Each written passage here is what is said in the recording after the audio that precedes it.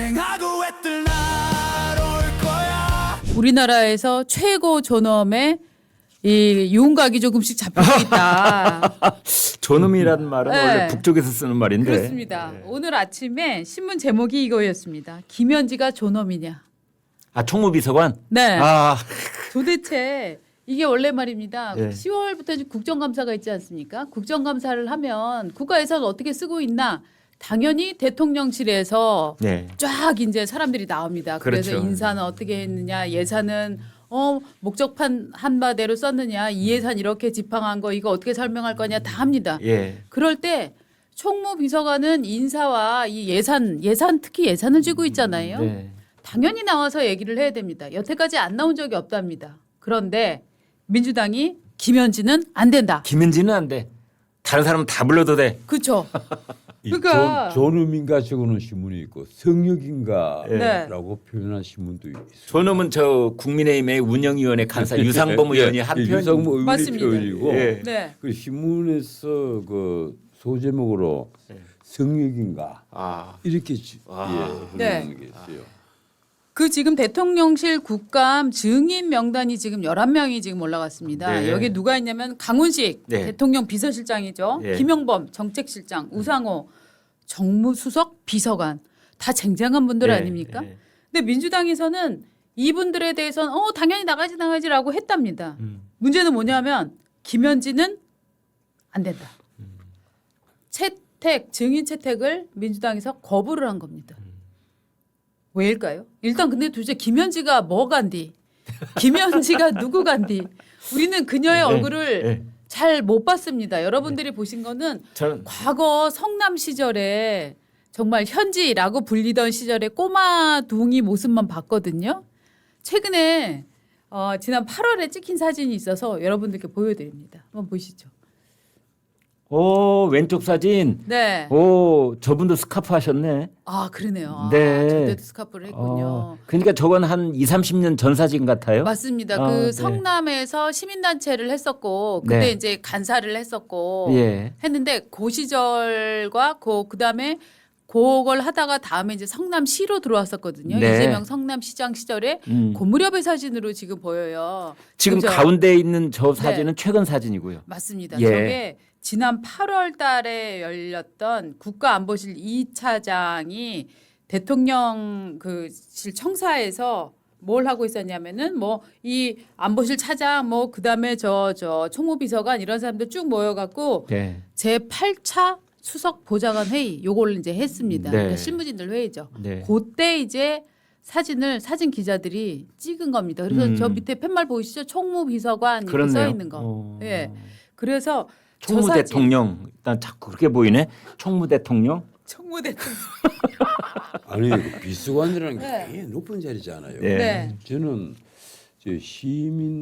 시민단체에 그 들어가는 것을 시작으로 사회 활동을 한 분인데 어떻든 대통령실의 비서관이 됐단 말이에요. 네. 지금 입신양명으로 봐야 할지. 예. 그 우리나라에서 지금까지 제가 참 이런 말씀 드리면 또 이 반대 진영에서 욕을 할지 모르겠는데 저런 식의 벼락출세를 해서 끝이 좋은 분들이 참 드물어요. 쭉 한번 훑어보세요. 과거부터. 예. 과거부터 그 정당 쪽으로 해서 자기가 모시고 있던 분이 대통령이 되었다. 그래서 총무비서관이 되어서 이 이름을 올린 분들이 YS 때 홍영길 선생부터 쫙 있습니다. 그렇죠. 그 뭐 국정감사할 때마다 불려 나왔단 말이에요. 네. 그런데 이번에 김민지는 안 되겠다는 겁니다. 역대 총무비서관 중에 국정감사에 나오지 않은 사람이 누가 있어요? 다 나왔죠. 네. 총무비서관에 물어볼 게 너무 많거든요. 근데 사실은. 저는 지금 변호사님 말씀에 좀 반대를 할 수밖에 없는 게 벼락출세를 했다라고 표현을 하시는데 예. 김윤 씨 같은 경우에는 그녀의 학력도 모르고 집안도 모르고 전혀 직업도 몰라요. 모르고 근데 예. 벼락인지 아닌지 우리가 알 수가 없다. 아니 아무것도 모르시는데 어떻게 아니, 벼락이라고 지금 아니 그런데 제가 오늘 충격을 받은 게 네. 가령 오늘 내가 네. 여기 나오면서 좀 최근에 문제된 인물들 네. 근데 이찬진 변호사가 금감원장이 되는데 네. 매 아파트를 2개 갖고 있다라 올라오면 이 테이블에서 논의가 될 것 같아가지고 네, 네. 맞습니다. 그 이찬진의 양력을 보자 쫙 찾아봤는데 예. 없어요. 변호사잖아요. 예, 민변 양력밖에 없어요. 아하. 민변 양력밖에. 네. 그리고 옛날에 큰 소송을 해서 이 순공보수로 400억을 받았다. 우와. 그거밖에 없어요. 그렇죠. 400억. 네. 이야. 그 400억 받아서 세금을 얼마나 냈는지 전 변호사님은 네. 얼마 받아보셨어요? 그건 못 밝히겠습니다. 저는 그 변호사 한 지 꽤 오래됐잖아요. 네. 변호사 사무실 그보다 많아서 못 밝히는 겁니까? 작아서 뭐 못 그런 밝히는 거로 겁니까? 추정되지 작아서 못 않습니까? 밝힙니다. 작아서 네. 부끄러워서 네. 한때 내가 서초동에서 제일 부지런한 변호사였는데도 네. 그런 돈을 만져본 적이 없으니까 저 네. 깜짝 놀랐습니다. 400억 진짜. 야 400억이면은 20억짜리 아파트가 20채 아니에요. 그렇죠. 저는 하나 그만은 내 자신합니다. 내가 지금은 이제 국선 변호인을 네. 그 전문적인 영역으로 만들어 가지고 큰 돈을 주고 국가에서 미리 정하잖아요. 네. 옛날에 그 원하는 사람만 했거든요. 아. 그리고 한 건당 7만 원인가 5만 원인가밖에 주지 않았어요. 그렇습니까? 근데 그걸 하면서 내가 어떤 피고인은 구치소를 7번 또 찾아가고 그래서 교통비도 안 나오겠네. 내 강자 붙은 사건만 내가 그 강자 붙은 재판부의 국선 변호를 맡았는데 강자 붙었다는 거 뭐지? 예, 뭐 강도 강간 뭐 이런 아, 거요. 그 7 강력범. 예, 7건이나 내가 무죄를 풀어냈습니다. 어머나. 그랬더니 어느 날 그 이 조중동의 어느 한 신문에서 예. 그 이제 법조 출입 기자가 저를 찾아왔어요. 아 예. 아이 그 형님 박스 기사를 냅시다. 아. 강 무슨 전문 변호사로 강 어떻게 전문 7건이나 무죄를 받아내느냐. 강력 전문 변호사.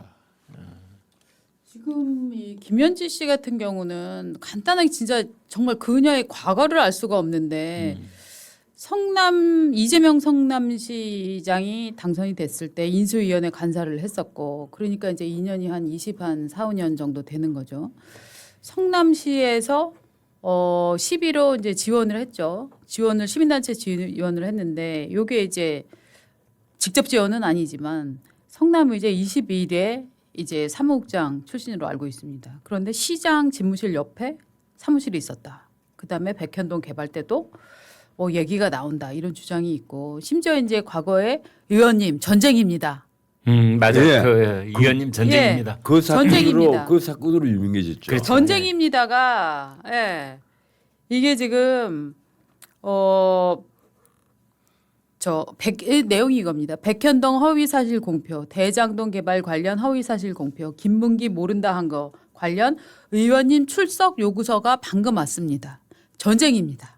이 문자 메시지를 이재명 당시 의원에게 보낸 거예요. 그러니까 단순히 문서 심부름하는 그런 비서라면은 절대 쓸 수 없는 말이 맞습니다. 전쟁입니다. 이런 말이죠. 그렇죠. 참모 중에서도 사실은 가장 최측근 참모라는 것이 그런 데서 드러나는 것이 아닌가. 맞습니다. 그러니까 단순한 이렇게 테크니컬한 이런 참모 역할이 아니라 네. 어떤 전략을 세우고 상황 판단을 조력하는 네. 그런 참모였던 것 같아요. 그렇죠. 그래서 김남준 보좌관, 정진상 정책실장 전 실장이죠. 네. 그다음에 김용, 예. 김현지 이 사람들이 사인방으로 불렸었던 사람 아닙니까?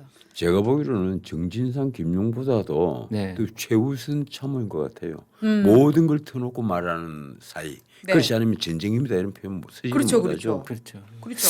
근데 민주당은 말이죠. 이번에 그러니까 이제 결국은 부르지 말자. 네. 못 부르겠다. 네. 이제 그 할 보면서 민주당이 참 본의 아니게 여러 가지 그 우리가 짐작했던 진실을 드러나게 하는 게 아닌가 생각이 드는데 뭐냐면 대한민국 땅에서 김현지 비서관은 대법원장보다 높은 자리구나. 맞아요. 그러니까 그렇죠. 대법원장은 뭐 나와라 하는데 네. 김현지는 나가면 안 된다. 그렇죠. 이거는 그렇다면은 김현지는 거의 대통령급 아니냐. 제가 아까 명패를 보고서 총무 대통령이라고 했던 거 네. 이제 그런 거고요. 사실은 이번에 10명 넘게 부르면서 10명이 넘는다는 건 예. 3실장 뭐 그리고 67 그 수석들을 다 부른다는 거 아닙니까? 네, 네. 근데 총무비서관은 안 된다 하는 것은 사실은 민주당은 무슨 실토를 하고 있느냐. 그 실장들 수석들 다 바지저고리야. 그렇죠. 그러네요. 그래서 김현지가 실세야. 그래서 오로지 김현지만이 대통령의 본뜻을 책임 있게 설명할 수 있는 사람이야. 김현지를 부른다는 건 대통령을 부른다는 거나 진배 없어. 이제 이런 것을 간접적으로 실토한다고 보고요. 그래서 김은혜 의원이 그랬잖아요. 김현지가 진짜 실세구나. 만사 현통이구나. 네. 뭐 그런 말도 하고 그다음에 한동훈 전 대표가 정청래 대표가 했던 말 대법원장이 뭐라고 했다는 그 말이 있잖아요. 네. 거기 빗대서 김현지는 뭐가 되는구나. 네. 그 맞아요. 대법원장은 네가 뭐라고 오라면 와 이러는데 김현지는 안 돼 하는 걸로 봐서 아 김현지는 그 뭐구나 뭐 아니, 이런 그럼- 걸 또 올렸어요. 예, 아니 근데 용산 출입 기자들은 어느 정도 알고 있을 걸요. 이번에 민주당에서 정말 막는 것, 이 김윤지만은 안 된다 이렇게 막는 것은 이미 아마 국민의힘 쪽에서도 어느 정도 말들이 떠도는 것 같아요. 김윤지를 부르면 뭐 물어볼 것이다. 아, 이것이 1, 2, 3, 4, 5 다섯 가지는 꼭 물어야 된다. 네. 뭐 이런 식의 말들이 이미 떠돌고 있는데 네. 그걸 민주당도 다 알고 있단 말이에요. 네. 그것만은 막아야 되겠다. 첫 번째 인사 문제, 두 번째도 인사 문제 뭐 이런 게 있고 네. 세 번째는 무슨 문제 이런 문제들이 있는데 그렇죠. 그런 문제들에 대해서 지금까지 언론에 뭐 비친 것도 있고 나오지도 않은 것도 있는데 그건 이제 무조건 막겠다는 거예요 민주당에서. 그러니까 나머지 비서관들은 아무리 뭐 나와봤자 강훈식이가 비서실장에 나와봤자 바지저고리다. 네. 이제 이 얘기인데 과연 이 정권 시작한 지 이제 석 달이 지나가지고 네. 이런 식의 말이 나오기 시작하면 1년이 지나고 2년이 지나면 어떻게 되겠느냐 이런 문제입니다. 저는 근데 신기한 게 말입니다. 이재명 대통령은 지금 뉴욕에 가 있습니다. 네. 그러면은 이재명 대통령이 가기 전에 음. 김현지는 안 나가는 게 좋겠네요라고 얘기를 해서 그 얘기가 민주당에 전달이 된 건지 아니면은 정말 민주당이 스스로 알아서 아 김현지는 존엄하신 분이니까 우리가 국회 국감에 부르지 않는 걸로 우리끼리 얘기를 좀 합시다라고 한 건지 그 어디쯤에 진실이 있지 않겠어요? 네, 이 네. 과정이 도대체 아니면은 대통령께서 김현지 비서관을 부르면 불편해하실 테니 당에서 좀 알아서 마크를 좀 해주십시오라고 누군가 얘기를 한 뭔가 건지 이제 말이 오가는 교감이 있는지 아니면 네. 그냥 왼쪽 눈 찡긋 찡긋의 교감이 있는지는 모르지만 그쵸. 분명히 교감이 있다고 봅니다. 아니 저는. 문진석 의원이 한 말이 있더군요. 김윤지 불러서 정쟁으로 사물이 하는 의도가 뻔한데 네. 우리가 뭘 물어볼 건지 알고 있는데 네. 왜 우리가 그 응하겠느냐 응할 수 없다. 말이 안 되는 게 말이 안 돼. 뭘 물어볼지 어떻게 알아? 독심술이야? 궁이야 궁예? 정쟁으로 사물이 한다는 말은 뭘 물어보는지 안다는 뜻이란 말이에요. 네. 정쟁으로 사물이 하는 줄 우리 뻔히 아는데 그래서 뭐 한사절도 않고 막는 거 아니겠습니까? 뭐 어떻든 아까 말씀하신 대로 대법원장은 지금 그 참 천대엽 그 행정시장에 재미있게 표현했습니다. 현재 재판에 계류 중인 사건은 법에 의해서 예. 증인으로 부를 수도 없고 국감 대상도 되지 않는다. 재판이 맞습니다. 뭐가 계류가 돼 있는지 5개 재판이 다 계류가 돼가 있고 그중에 하나는 파기환송심. 네. 그럼 대법원 사건과 다름이 없는 사건이에요. 이를 대법원장을 어떻게 부르냐는 거예요. 지금 법에 저촉이 된다. 맞습니다. 그래 민주당은 법도 모르는 예. 그 지금 여기서 모르는 이제 겁니다. 하나 짚고 넘어야 될 것이 이제 국회 운영위원회는 대통령실을 감사하고 국정조사하고 뭐 이런 자리에 그런 이제 상임위원회인데 여기서 그 국민의힘이 됐든 아무튼 민주당이 됐든 특히 국민의힘에게 왜 이걸 빠뜨렸냐라고 지적하고 싶은 것이 강유정 대변인을 왜 안 부르는지 이게 궁금해요. 왜냐하면 강유정이라는 사람은 9월 15일 날 조희대 대법원장 사퇴와 관련된 질문을 받고 그렇습니다. 아주 원칙적으로 공감한다라고 그렇습니다. 해서 나라를 뒤집어 놓은 장본인이 강유정입니다. 맞습니다. 그 뒤로 지금 10일이 지났는데 네. 강유정이 일절 기자들 앞에 모습을 안 내 보이고 있거든요. 그러네요. 그래서 이 강유정이 그때 원칙적 공감 이것이 네. 대통령의 뜻인지 네. 본인 생각인지 네. 그때 주어가 대통령실이었거든요. 예. 그렇다면 이게 강훈식의 뜻인지 네. 우상호의 뜻인지 이 물어야 됩니다.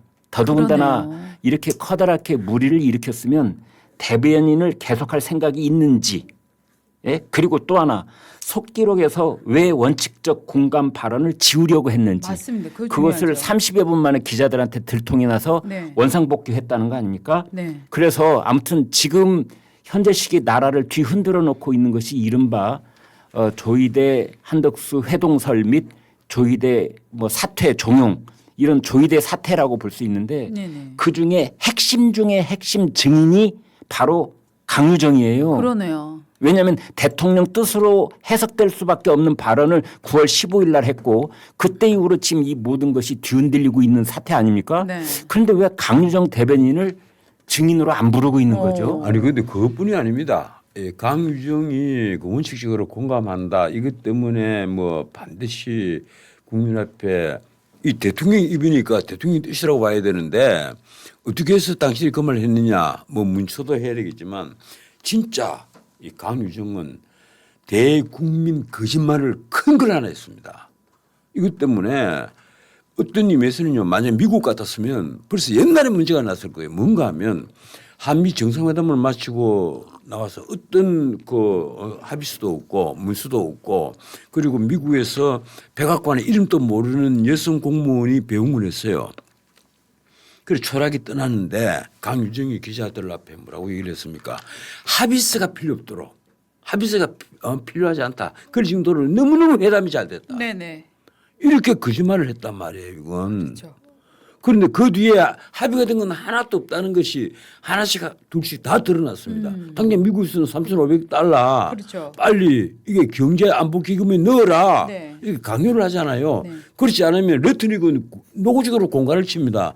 그렇지 않으면 너희들 관세 25%다. 공갈을 치고 있단 말이에요. 내가 공갈이라고 표현해서 어떤지 모르겠는데 실제 그렇게 보이잖아요.